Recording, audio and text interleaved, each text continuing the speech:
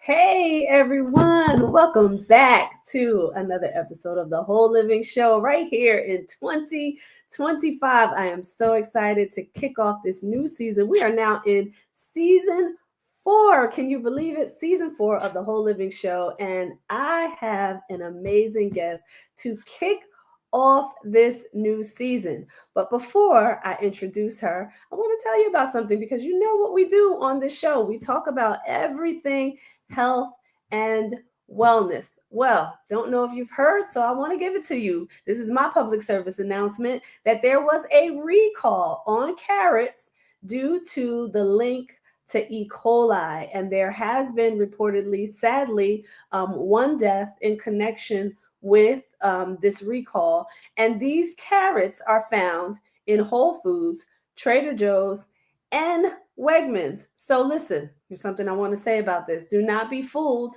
by the stores that you believe, or we are led to believe, are the healthiest stores to shop in, because here we are. They have received carrots from a farm that has been known to have cases of E. coli on their carrots, and now they are recalling all of these carrots. And there have been multiple people that have gotten sick from this. But like I said, sadly to report one death. So we want to make sure that you are staying healthy out there, that you are staying aware of the things that are happening, right? Because sometimes we can take for granted the things that are in the grocery store, especially when we feel like, or we're being told that these stores are healthier than others. I want you to be mindful, to pay attention, to look at, what's being reported, to be aware, and make sure that you are protecting yourself and your family from, these illnesses and diseases that are coming about just for the simple fact of, going to the store and buying your food out of the grocery store. I will say this because I'm in the state of North Carolina, in the Charlotte area, and my beautiful friend, I can't even take credit for it, so I have to give her the credit where the credit is due. My beautiful friend came to visit me from Georgia and found a farmer's market here that we visited that I go to now every week. It is my happy place. I cannot do without the farmer's market. And what I love about this particular farmer's market is they have local farmers coming in with all of their produce. They even have meat farmers coming in with their meat, I absolutely love that. And then they also have just, those things where people are culturing their own products in terms of making oils and balsamic vinegars, and there's some vegan food stores there. I mean, they're just doing it up at this farmers market, and I absolutely love it. So if you can find a farmers market in your area where you can support local farmers, people from that area who are actually making their products with integrity, please, go by, support the local businesses for one, but also get the products that are going to be better for you, for your health, for your family, and for your communities. Share those things too. Share those places that you find with the people in your life as much as you can, so that people out here can live healthy lifestyles. So if you want to know more about the farmers market, if you are in my area right here in Charlotte, North Carolina, and you want to know more about that farmers market, reach out to me. I will share that with you. But I wanted to give you that tidbit. So be careful when you are purchasing carrots these days, and just stay aware, stay abreast of what's happening, on the news, but also pay attention to what people are reporting on social media.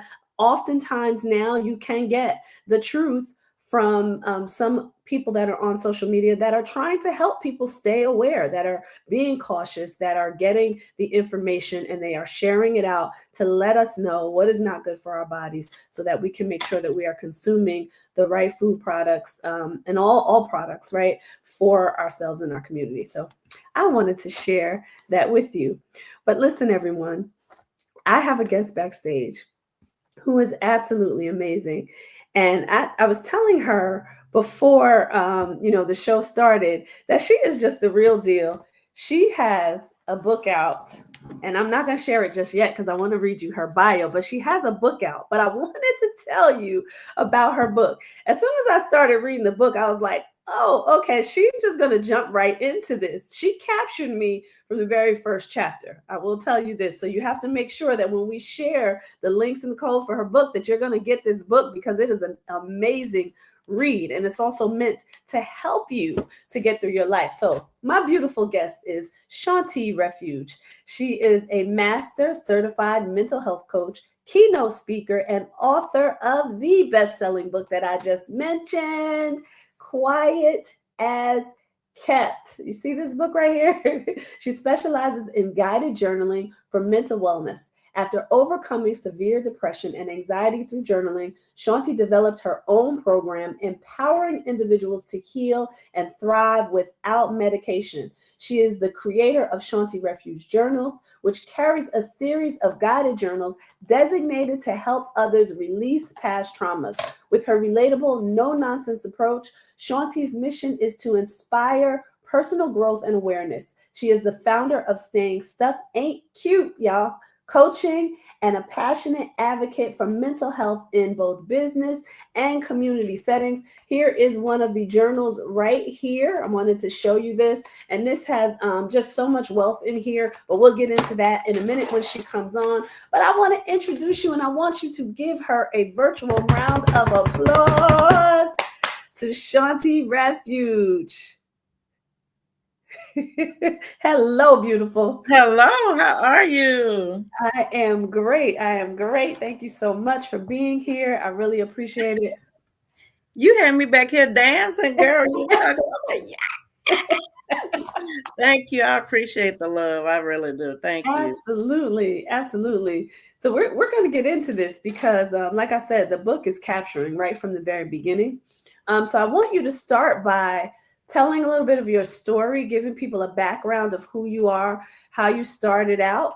And then I'm going to ask some questions in regards to the book, and just mention some things that, I've read thus far in your book. Okay, no problem. My name is Shawnti Refuge. I love the way you say my name. I had said that in the background. I love how she says my name. I love it. Yes. And you're saying it correctly, so maybe that's why a lot of people get it wrong. But anyway, I am Shawnti Refuge. I am a certified mental health coach, mental health advocate, all that stuff. How I got started not on purpose. Back in hey Bree, I got started back in 2018. I had a mental breakdown. And I didn't know I was having one at the time. I just knew I had lost all control of my emotions. So it was a cycle of being mad, angry, cussing people out, withdrawn, crying. It was just like a roller coaster ride, and I could not get off of it. And, at first I thought it was a funk.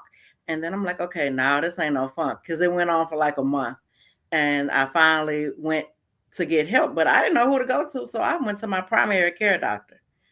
I had been with her for a while. So, okay, she'd be able to tell me why I'm acting crazy, because I was acting crazy. And I went to her and I told her, hey, I'm not feeling good. This is going on. And she said, oh, it sounds like you're a little depressed. Let me give you some antidepressants. And I'm like, I don't want them, but I'll take them. I trust you, but let me go ahead and take it. I took it. And she said, come back in 6 weeks and let me know how it worked. I came back in 6 weeks and I said, this ain't working. And it was not. My symptoms were getting worse. I was very verbally aggressive. And I did not like that. It's like I was outside of myself, watching myself be verbally aggressive to people who didn't deserve it. Like, if you said good morning to me, I was ready to fight. Wow. Like, this ain't no good morning. Why are you telling me good morning? I was wild. Yeah. And I want to stop you right there for 1 second, because I just want to mention this too, because we talk about mental health, and I'm not saying that medication is not necessary in some cases, but I do want to highlight that, that's usually the first step, and I don't think it should be. You know what I mean? So I'm going to put my own opinion out there. That's mine. I want you to continue, because I remember you telling me part of this story, but I want you to continue there, because that should not be the first step, especially when you don't even understand the problem yet. Exactly. Yeah. Exactly. But when I went to her and I came back and I said, this ain't working, she was like, well, I'm not saying nothing's wrong with it. I say it like that because that's exactly how she said it to me. She said, I'm not saying something's wrong with you, but I think you need to go see a psychiatrist. I'm like, Black people don't go see psychiatrists. Because that was the mindset I had. I'd never known a Black person or a person who looks like me to say, oh yeah, I have a psychiatrist. Because when you hear the word psychiatrist, you think crazy. Yeah. So I'm like, okay, now I ain't crazy. I'm acting crazy, but I ain't crazy. I ain't going to psychiatrist. But, I had to reason with myself because that verbal aggression was turning physical. So I said, okay, Shawnti, you either going to jail or you going to see the psychiatrist. Which one do you want? And I'm like, okay, I'm too cute to go to jail. So let me go on and see the psychiatrist. That's right. So it took me a month. First of all, let me state that it took a month to get a psychiatrist appointment. So keep in mind, during all that time, I was wilding. Oh my goodness. And it was awful. I was, I was awful. I was. What was the impact on the lives of the people that you love, that you're surrounded by? They were mad at me. They did not understand why I had turned into Evelina. Yeah. But I didn't know either. Yeah. So, I went ahead and went to the psychiatrist and I told her what was going on, repeated the same story, and she wanted to give me antidepressants. And I'm like, why are y'all keep trying to give me antidepressants? I don't want that. I want to know why I'm acting like this. Because, medication, it doesn't solve your problem. It just shuts you up. Right. And like you, I am not against medication. For those of you who need it, have at it. I did not want that for me. I knew there was another way that I can uncover, okay, why are you acting like this? Because I never want to have that experience again. Right. Cookie Lines. I just walked in here with her Cookie Lines coat on. So I told her I don't want that. And she said, okay, well, I think you need to see a therapist. Baby, if Black people don't see psychiatrists, they sure don't see therapists. Man, I don't know anybody, and you know what? I learned that I didn't know anybody who would see a psychiatrist or a therapist because we were told not to tell our business. Yeah. So there probably were people around me going to therapy, but just not saying so. So that made me not want to go, but I went, my first therapist, she did not help me at all. I had to fire her. Stop right there for 1 second. Yeah, okay. That is so key. That is so key. When you know that somebody is not resonating with you, especially where it's a physician of any type, right? That needs to help you mentally, physically, emotionally, spiritually, and they are not resonating with you and you feel like they're not helping you, you have to fire that person. Right? Absolutely. Yes. Yes. Yeah. Because they work for you, not the other way around. Absolutely. And I think that I didn't come to that realization until maybe 3 or 4 months into that therapy. Said, okay, she's not helping me. All she was doing was taking in my tea, but not giving me any resources, or help. She wasn't helping me. So I had to let her go. And you're reading a book about that. And then I found another therapist, the second therapist. Keep in mind, every time you find a therapist, it takes almost a month to get in their office. That's number one. Then you have to tell your story all over again. So now here I am, the fourth time telling my story, and this woman ghosted me. She ghosted me after the first appointment. I guess I was too much for her. She could have told me, but she ghosted me. So I had to find another therapist. And by then, I had developed abandonment issues because I'm like, okay, dang, what did I say to make her not want to work with me? Sure. So God bless the third therapist, because keep in mind, I'm still acting like I was acting, more so now. And I had my third therapist. I said, look, you are my last hope. I mean, I was full of attitude, baby, based on my voice and everything. I said, look, I guess I'm going to go to jail if you can't help me, because I'm tired of telling this story all over again. And you the third person. And I just guess I'm going to jail. She was just looking at me like, she let me finish. And she said, I'm not leaving you. I'm going to help you. And she did. And that's how I learned that I was going through severe depression and anxiety. So I had a name for what was going on with me. And so through talk therapy, just talking, I started feeling better. And then she introduced me to journaling. And I will tell you, at first, I'm like, that's white people stuff. Black people don't journal. I did. And she was like, no, journaling is for everybody. And I'm like, well, why I have to journal? I was awful. Why I have to journal? I already know what happened. Why am I writing about it? Journaling the wrong way. So she taught me how to journal, specifically with guided journaling. She gave me prompts. Give me them. She gave me prompts. And just by answering those prompts, pen to paper, writing down, I started feeling better. I could not believe that. I'm like, wait a minute. This is some kind of witchcraft, some kind of joke, something. Ain't no way. I'm just answering these questions and I'm feeling better. I'm telling you, she gave me, I would see her once a week. So by the second week with the prompts, I started feeling better. And I mean, when I was going through this, I could literally see a black cloud over my head. Like the Charlie Brown character, the one who walks around with the cloud, that was me. Wow. I could identify with that because that's what I really felt. But those clouds started to dissipate.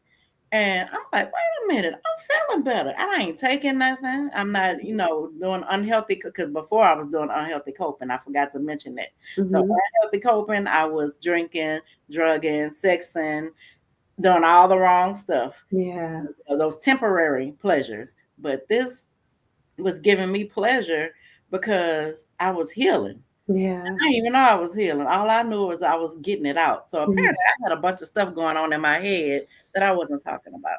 And through journaling, I was able to get it out. Yeah. Let's talk a little bit about that, because I want to get into the book too, like from the very beginning. And I got like notes. I have my highlighter, everything. I know, I saw that. I said, y'all, she really reading my book. She got the little stuff going on. I got the highlighter, let me tell you. And I appreciate it. Thank you. Absolutely. I mean, it's a great read. So I'm just gonna say this. This is chapter 1, right? One thing that I want to highlight here. One is that your name means peace. Yeah. I want to ask you, and I save this for the end. We have to remember to come back around to this, because there's something very significant in when we have things that are kind of put on us on purpose, right? Because I feel like that was a purpose-given name by your Father and by God, right? So I want to come back to that, but I wanted to mention that your name means peace. But you just started off saying that your childhood wasn't the greatest, and right on the second page of the first chapter, you go into the physical abuse from your Mhm. mom, Mhm. right? Which Yeah. was a little bit shocking to me in this, right? Because it seemed like she had it all, as you're reading, it seemed like, she was doing her thing, right? And then all of a sudden, boom, you drop that on us, right? So Mhm. talk about, and this continues. So talk about, the effects of that and how that came up through your journaling and therapy, and talk about that. Yeah. Well, when I started therapy, we started from childhood. She Mhm, said, "Give me your childhood memory that you remember." And mhm, the one I remembered is when she literally kicked me outside. I remember that, and I yeah, had to be 3 or 4 years old when that happened, but I remembered it, yeah, and that stuck with me. And so I didn't even know that was abuse. mhm, Didn't know it. And all the whippings I would get and stuff, I didn't know that was abuse. yeah, I'm for spanking a kid. Don't get me wrong. I will mhm, pat your butt in a minute, mhm, tap that hand, but the level, the extremity, mhm, I wasn't aware of that. So mhm. I learned. She was like, "No, you were abused. That's Yeah, physical abuse." Didn't know that. yeah. Yeah. And you know how deep that starts to resonate in a person when you don't even find out until later that that was abuse, even though you felt something was wrong with it, right? Like, because you Yeah. remembered that most of the time at 3 or 4 years old, we can't recall details like that of our life, right? But when Mhm. there's something so significant that happens like that, right? Yeah. You remember that detail at 4 years old, right? You were 4 years old. So, to have that resonate so deeply and not even know, because sometimes we're pushed into a life where we think it's normal until later on we find out that it's I not. thought it was normal. Yeah, yeah. Oh, and then you went on to talk about, your little sister. So through all the things that you were going through with your mom, and then, she has another child, and you Mhm. talk about what you've identified right then, like the jealousy Mhm. that you had for your little sister. So talk about the impacts of even that.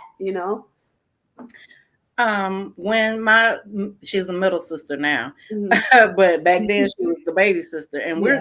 keep in mind we have big age gaps. We're 6 years apart. Mhm. So I was 6 when my sister was born, and when she was born, I got to name her. Mhm. But I thought she was for me. Mhm. I thought that was my baby.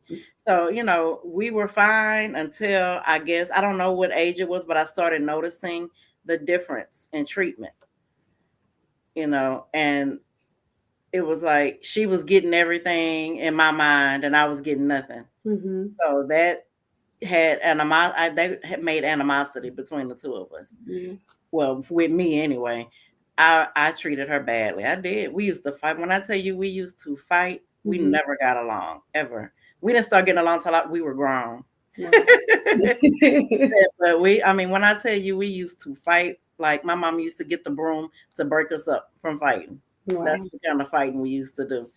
And it was because I can admit, yes, I was jealous of her because I felt like she was getting treated better than I was getting treated. Like Mhm. she got away with murder. And me, any little thing I did, I was getting knocked upside the head. And Yeah. so, and I even went and reported it. I remember reporting it to my counselor back then in elementary school. And my counselor said, "Oh, you're just jealous. Go back to class." Oh, wow. She, yeah. Wow. Now that's different, right? Yeah. I remember reading too that you were talking about, going to school with the what you call the stars Yeah. on your cheek. Hmm. And I, and no mhm. one said anything even that day. Like, wow. Nope. And I was doing my best to hide it. I Yeah. remember my second grade teacher came into the third grade class to check on us to see how we were doing because we were in advanced class. That's what they Mhm. called it back then. They call it AP now. But Mhm. he came to check on us. And when he came, I hid, Mhm. because it was on this side of my face. I had a belt mark going down my face like this. Wow. And the belt had stars on it. So I had literal stars on my face. Wow. And nobody Wow. asked me nothing. Yeah. Yeah. And no one said anything. And Mm. you think about that's society then though versus now, Yeah. right? because baby, like you said really. earlier, right, right. Like you said earlier, everything back then was always this quiet as kept. Yeah. You talk about what's going on in your home, and Mhm. and even people labeled it as you are a bad child, you Yep. deserved to get Yeah. that spanking, right? Because it was Mhm. just so they were so accustomed to that behavior in Right. families back then. Oh man. So bring us up a little bit more, right? You're going through now you have moved to Houston. You become a young adult. You Mhm. had your own child. You moved to Houston. Talk about, that time period and even how that kind of shaped and mold what you then found out about yourself later. We gotta back up. We gotta back up a little bit. Okay. Um, I had my first child when I was 14. Hmm. So I was in the 8th grade. Hmm. And she on here now, hey baby. Uh yeah, so I didn't know that was traumatic. So just imagine an 8th grader. Hmm. Right. That was me. And that drove, that had me what's the word I'm looking for? It had a lot to do with the way I was acting back Hmm. then. Hmm. I was rebellious. I always was rebellious. You tell me not to do something, I'm gonna do it 3 times. Hmm. That's the kind of person I still am like that, but in a good way. But back then, I did any and everything. But I did graduate high school. That was one thing. Because I was told that I was gonna have when they found out about my family, found out I was pregnant. Oh, you're gonna have 5 kids, one behind each other, and you ain't gonna graduate high school. Yeah. Let me watch me. I Yeah. graduated with a 3-year-old, just one kid. Yeah. And I went on to move to Houston, Hmm. and I ended up having another one. But I Hmm. got married too. I was married at the time, and I had my second child. Yeah. So when I got to Houston, I felt like it was a whole different planet from where I came from, Hmm. because people were free, they were living life, and it was nothing like where I came from. So when I got to Houston, I was wilding out. I was. I was doing the most. I want to mention something too because you moved to Houston. You mentioned the family members saying that you were going to have multiple kids by Mhm. multiple different fathers and all that. You ended up moving with the aunt, right? Who Yep, the told one you, who told me that. right? Yeah, yeah. Mhm. So did that have an impression on your life going forward? I know you mentioned that there was a lot No, of love with her though too. no, No, okay, no. yeah. That's one thing I could say about me. Like I said, you tell me I can't do something, Hmm. Shanti gonna do it 3 times just Hmm. to show you. Yeah, yeah. Show you better than I can tell you. So yeah, that didn't affect me. That's awesome. That's awesome to have that mindset, right? To be Mhm. able to say, you know what, I can defy whatever odds you're trying to put against me. I can defy Yep. them all. Oh, yeah. So you had a baby at 14, your Mhm. daughter.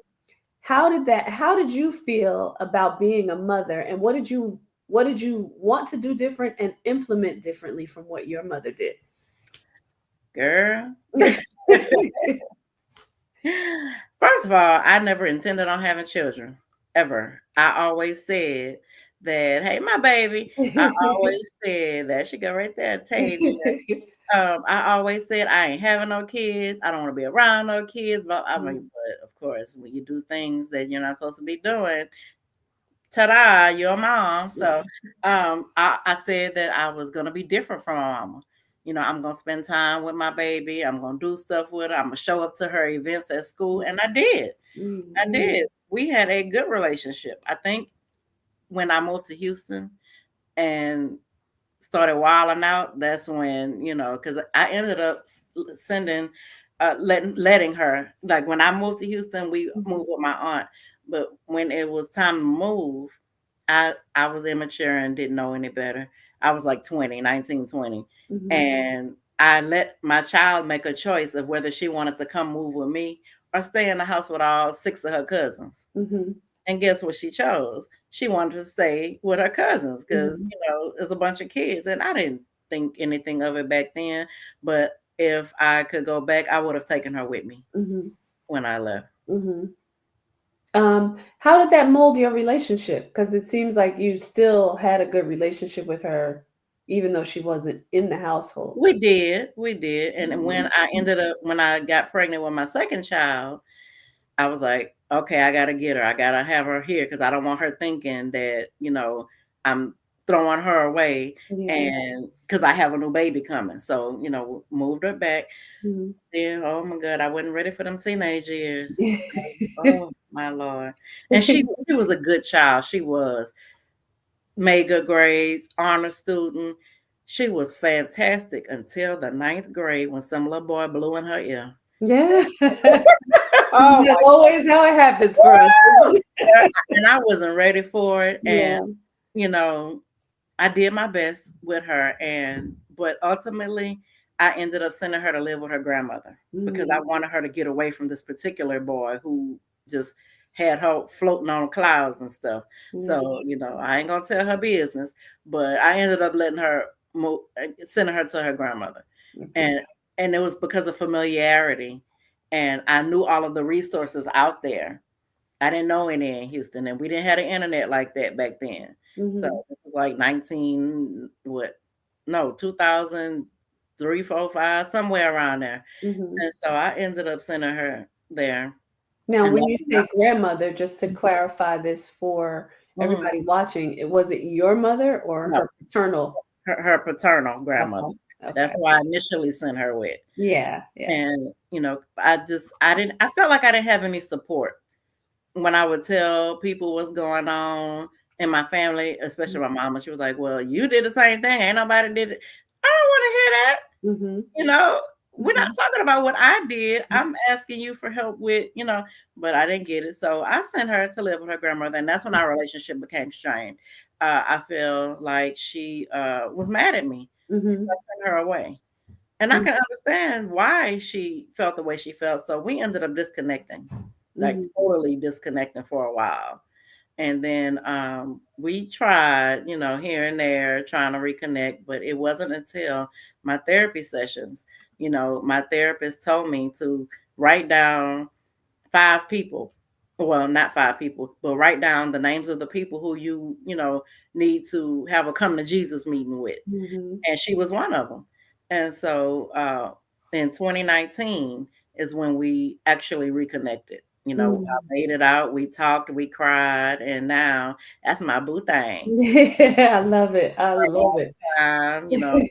Always, I'm very involved. Yeah. Yeah, I love it. I love that. So we're gonna take a quick commercial break.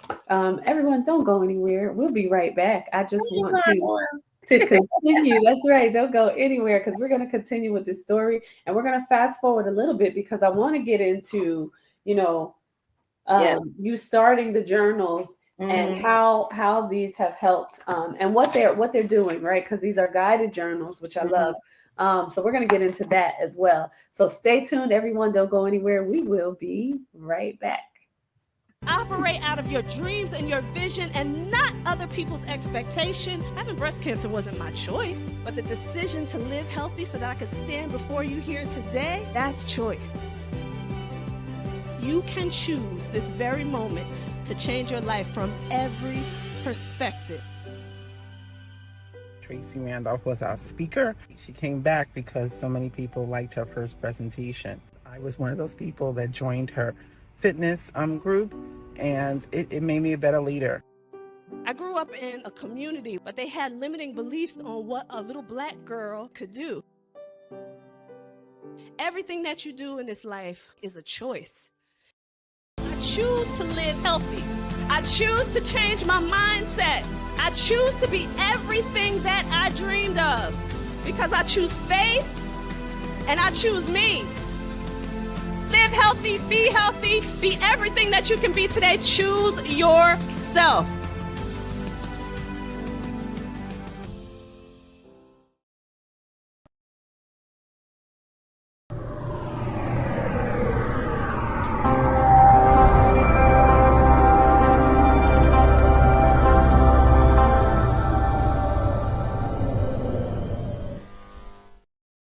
And we are back, and we are not going to delay. We are going to bring Shawnti right back in. So we back into this. Hello, hello. So if you are just joining us, we have been talking to Shawnti Refuge, and she is the author of Quiet as Kept and also the guided journals. And there are several. So you have to go to her website. Before we get back into it, I want to be able to, at this point, just give everybody your QR code so that they can get the book because it is an amazing read.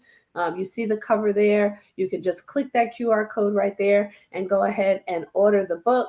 We also want to provide her website as well because you can get the book, the journals, everything on her website. So you want to stay in touch with Shawnti. All right. And we will show that again later, but I wanted to give you the opportunity to do that right now. So let's get back into the story because this is just a lot of color, right?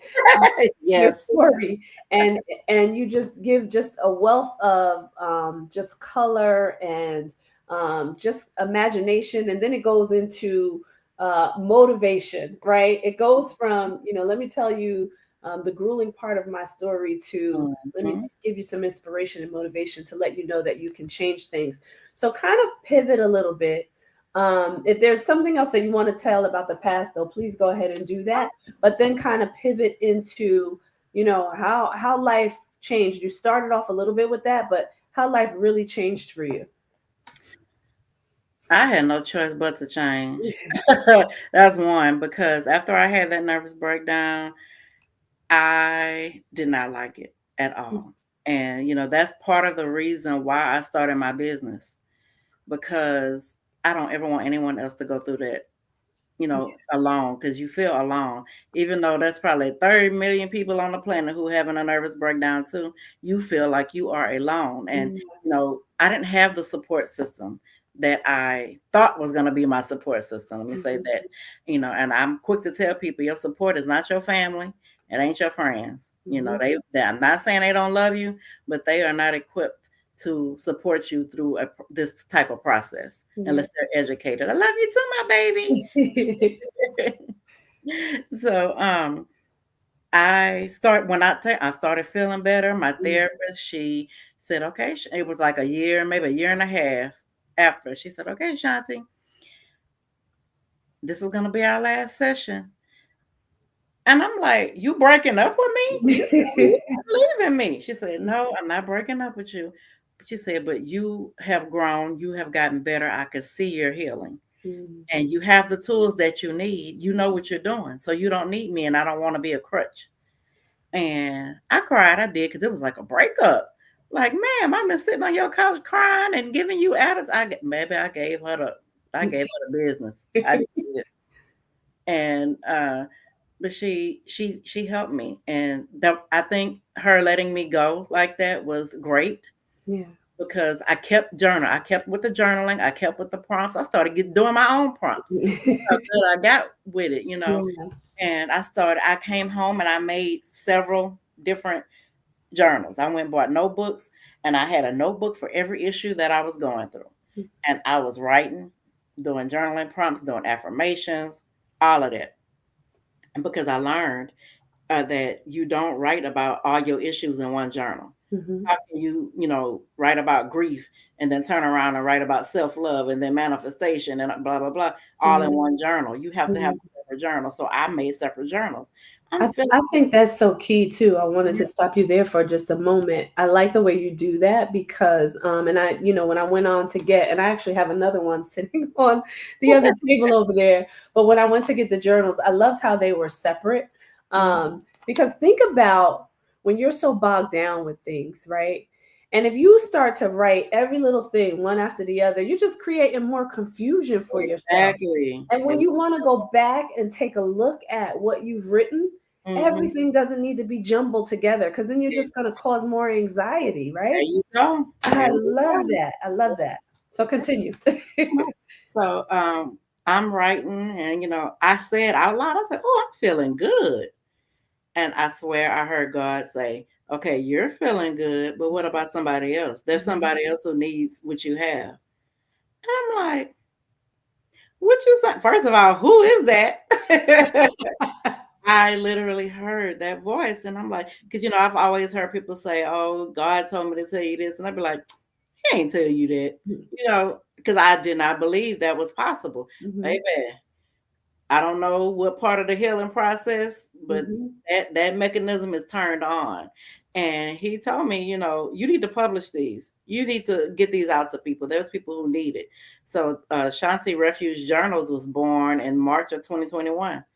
And that's all I did was make guided journals. And most of them, probably all of them, are based off every issue that I had. Yeah. Oh, and how fitting, God, I tell you, God's amazing. How fitting that your journals were launched in March of 21. Mm-hmm. Right.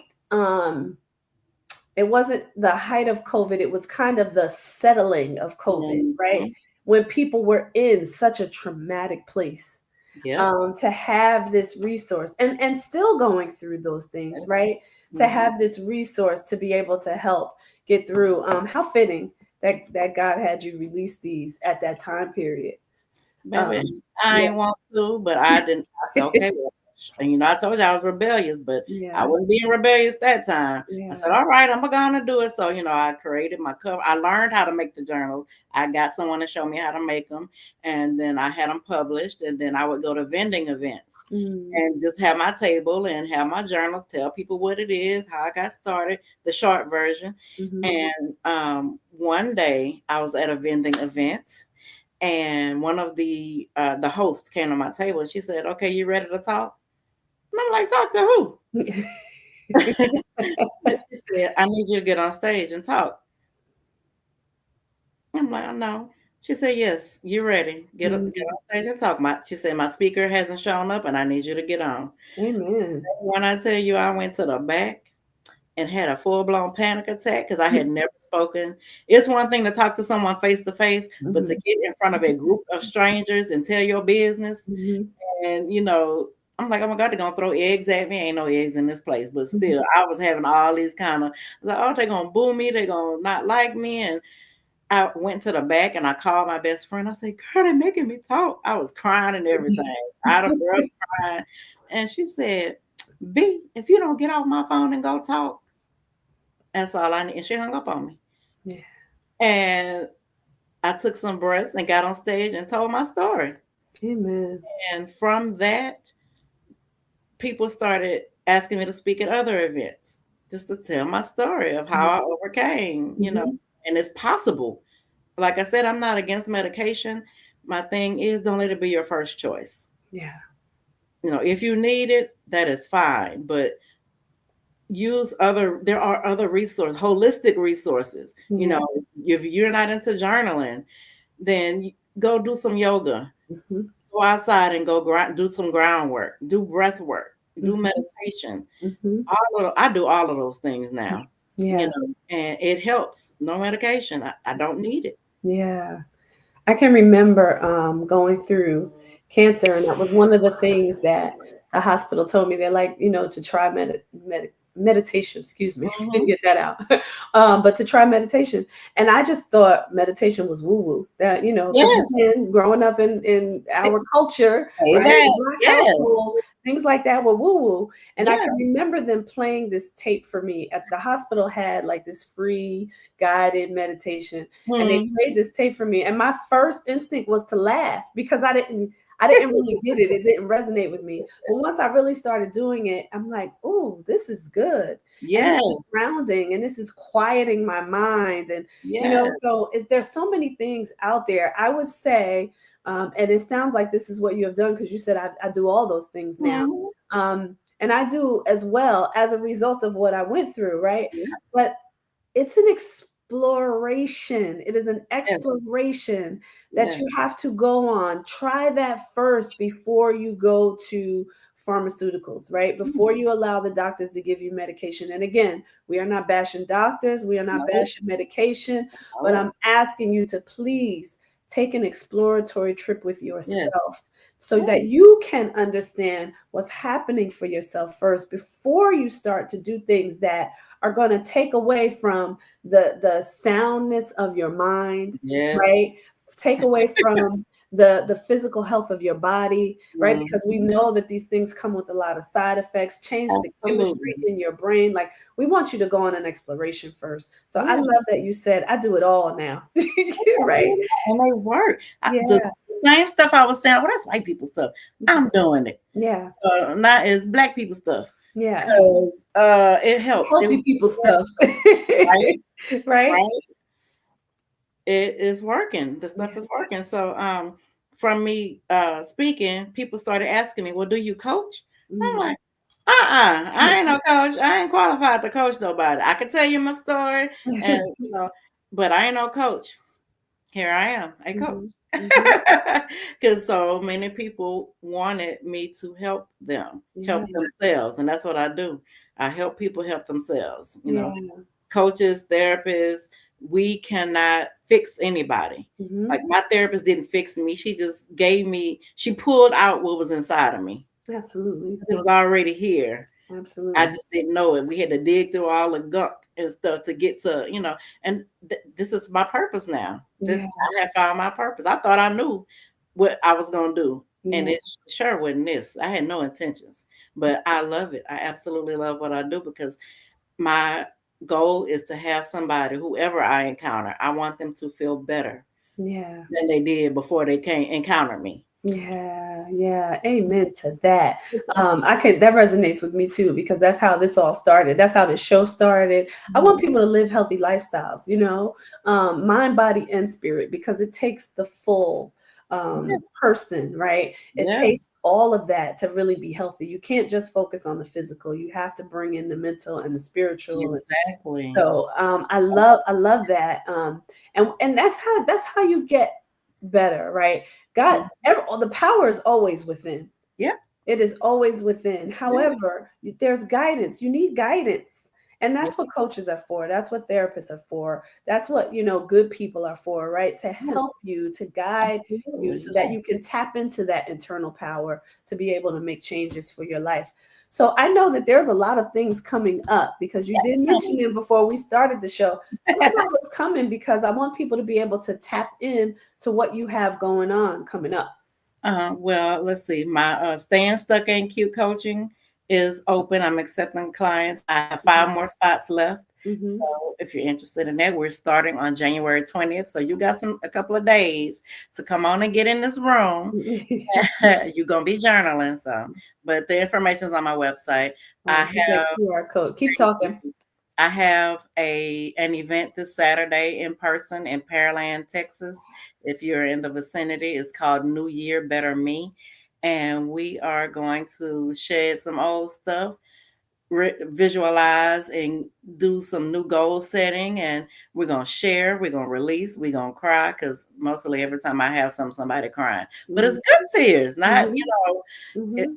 it's a release. Yeah. And that's this Saturday from 11 to 2.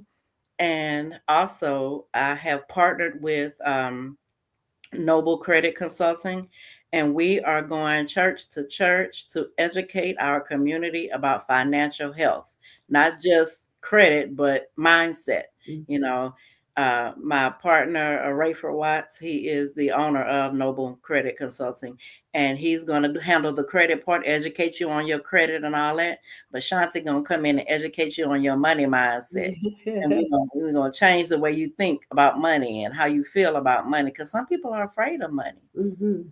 and some people want the money but don't want to change their mindset to get it. Yeah. Money's everywhere, Yeah. So I'm gonna come in and dust off that old stuff that our parents taught us, like money don't grow on trees. Mhm. Yes, they do. Yes, it does. That's right. Money comes from trees. That's right. Use paper. The Federal Reserve, they cut down trees and do what they do and make Mhm. money Mhm. from the trees. So yeah, I'm educating on all of that stuff. Yeah. Yeah. And I also have a lot of things coming up. Just go to my website and you will see under the tab that says upcoming events, you will see that. Of course, I have my guided journals for those of you who think you can heal on your own like me. And that was another thing, I provide a safe space, even in the guided journals. Even if you don't, want to work with me, that is fine. But, always know that in order to heal, you have to do it in a safe space. You can't heal in a space that caused you your traumas. Yes. You have to be in a safe space, and that's what I provide with my guided journals. And there's affirmations in there because I definitely believe in speaking over yourself. You have to speak over yourself. You have to, erase all, turn those negative thoughts around. Yeah. I love it. I love everything that you said. I love all the things that you have coming up. And I a different spin on the things is to help people with money, right? I love that because in our communities, right, we're so stuck on, and I'm saying this, yep, this is my opinion, everybody, but it's what you see the majority of, right? We're so stuck on things that don't make sense, right? To make it look like we have money. And we were talking about this earlier, right? Where you see people on social media and they have things and the things look good and the things make it look like that you have money. That's not where it is, everyone. So I love what you're doing, that you're going to change the mindset of people to understand how to, build wealth, right? How to keep the wealth, right? How to build, build it and keep it. There's no sense in building it and you blow it in a year. Yeah. And then start all over from scratch. No, that means your mindset isn't right. Absolutely. So I'm here to get your mindset right so you can get that money and keep it and invest. People always, we're invested, especially in our community, we invest in the wrong things. Like you said, things you could see, and ain't nothing wrong with that. But what about your inside? Yeah. Why don't you want your inside to match your outside? Yeah. And I always say, and I'm a health coach, right? And I've been saying this since I started this journey, is that I see all of, like, because I go to different events and you have all these conferences and people talk about wealth and abundance so much, right? Everybody wants to do that, but I see people not living healthy. That's why I love that your approach is different to that. I love that you're giving them the practical piece, because normally you get the practical piece of how to build the credit, how to invest, how to do all of that. But if you don't change what's up here, right, and even what's in here around money, then you won't keep it. You won't know how to grow it. You won't know how to share and build legacies to teach your children even how to do on that. Yes. Yeah. So I love that you're taking a different approach, because I always say people aren't living healthy, whatever perspective that comes from. It's not always physical. People aren't healthy.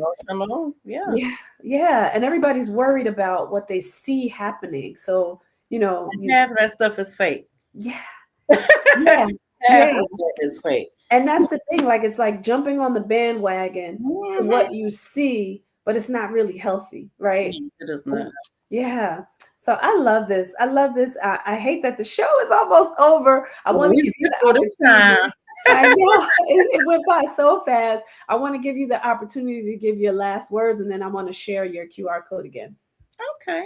Well, for anyone who is watching and or listening, I want you to know that, healing is possible. I am living proof that healing is possible. I could have taken that route after I found out, what the issue was. I could have taken that easy route and, done things that I shouldn't have done. You can overcome anything. It doesn't matter. Your past does not define you. Your today defines you. How you are today. And, we hold on to things that we need to let go of. And it's not healthy. It's not healthy for us mentally, emotionally, or physically, because when we hold on to things, it manifests physically. Those achy joints, those, you don't have knees like Meg no more because you're worrying about somebody else and what they doing. That stuff resonates in your joints and your shoulders and all of that. But, you are worthy of healing. You are worth healing. Yeah. But you have to do it yourself. Nobody can fix you. Amen. People like myself and Tracy, we are here to guide you, to assist you, to support you. And, it's feasible. Pay attention to what you're spending your money on. Invest in yourself. Invest in yourself where you can see the fruits of your labor. Amen. And you said something there, right? You said I could have taken the easy route, and that route would have seemed easy initially, right? But I want to say, because you're glowing right now. Yes, honey. Look at the glow, right? That comes from you being able to heal yourself internally and do that naturally. And then I want to go back to the meaning of your name, right? Because you can see the peace all over you now. You know what I Yes. mean? And I didn't know you before when things happened, but I guarantee you, I'm willing to bet that that peace wasn't on you. No. You weren't living up to your namesake. No. And but I, God gave you that I journey. Yeah. I didn't realize my name meant peace Mm-hmm. until the lady at the corner store told me. She asked me what my name was. Mm-hmm. And I said, Shawnti. She said, your name means peace. Mm. Oh, okay. See And that? that was that. Yeah. And the journey that God took you through to get to your namesake. You know what I mean? Yeah. So I bless you. I thank you for being here. You know, feel free to come back anytime to share whatever Yeah. you have going on. But everybody out there, please make sure that you go on, you get the books, you have Quiet is Kept, which is the book, you have the journals here, and there's multiple journals for different purposes. So Yeah. this one is the Gratitude and Goals journal, but there are others on the website. I'm going to give you the QR code. Once again, click there, go explore on her website. Take your exploratory journey for yourself to Yes. heal. And you can do that right here by looking at Shawnti's website. So I'm going to keep that up there for one moment. And then we're going to close out the show. I will see all of you beautiful people next week right here on The Whole Living Show at 7 p.m. Eastern Standard Time. Make sure that you tune in, stay connected with us because there's more goodness coming all 2025. Take care, everyone. Amen. Take care. Take care.